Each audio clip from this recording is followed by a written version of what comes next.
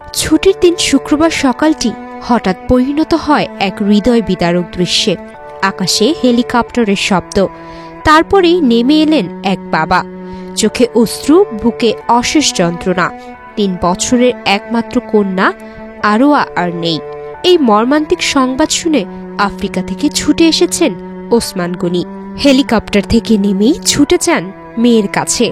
আদরের মুখটা শেষবারের মতো ছুঁয়ে দেখেন আর অঝরে কাঁদেন। তার কান্নায় কেঁপে ওঠে পুরো এলাকা। কুমিল্লার 14 গ্রাম উপজেলার লক্ষ্মীপুর গ্রামে ঘটেছে এই মর্মস্পর্শ ঘটনা।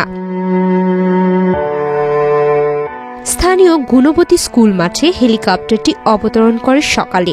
তবে আশ্চর্যজনকভাবে সেখানে ছিল না কোনো হইচই বা কৌতূহলের চিৎকার।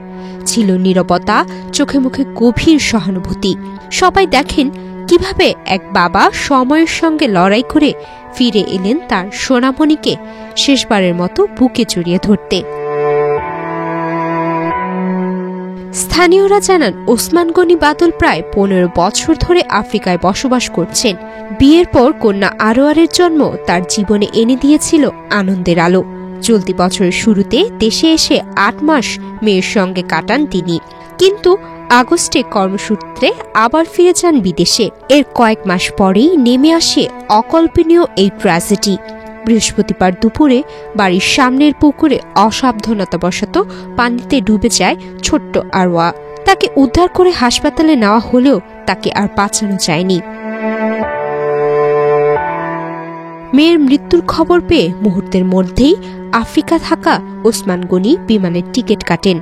শুক্রবার ভোরে দেশে পৌঁছে হযরত শাহজালাল আন্তর্জাতিক বিমানবন্দর থেকে সরাসরি হেলিকপ্টারে 14 গ্রামের পথে রওনা দেন। তার বন্ধু মোহাম্মদ ইসরাফিল জানান, ওসমান ভাই ফোনে শুধু বলেছিল, আমার মেয়েকে একবার দেখতে চাই। আমরা তাই লাশ ফ্রিজিং গাড়িতে রেখে অপেক্ষা করছি যেন সে আসতে পারে। ওসমানের ফুফা সাইদুল ইসলাম বলেন, বৃহস্পতিবার দুপুরে আমরা খবর দেই আর শুক্রবার সকালেই সে এসে হাজির হয়। এমন দৃশ্য দেখে এলাকার কেউ চোখের পানি আটকে রাখতে পারেনি। শেষ পর্যন্ত জানাজা শেষে বাবার হাতে দাফন হলো ছোট্ট আরোয়ার। হেলিকপ্টারের শব্দ মিলিয়ে যাওয়ার পরেও লক্ষ্মীপুর গ্রামের আকাশে ভেসেছিল এক বাবার আর্তনাদ। এ যেন এক অশেষ বেদনার গল্প। হয়তো মেয়েকে কবরে রেখে এক বুক যন্ত্রণা নিয়ে আবারও কর্মের সন্ধানে ফিরে যাবেন বাবা। আরোয়া কার কাছে থাকবে?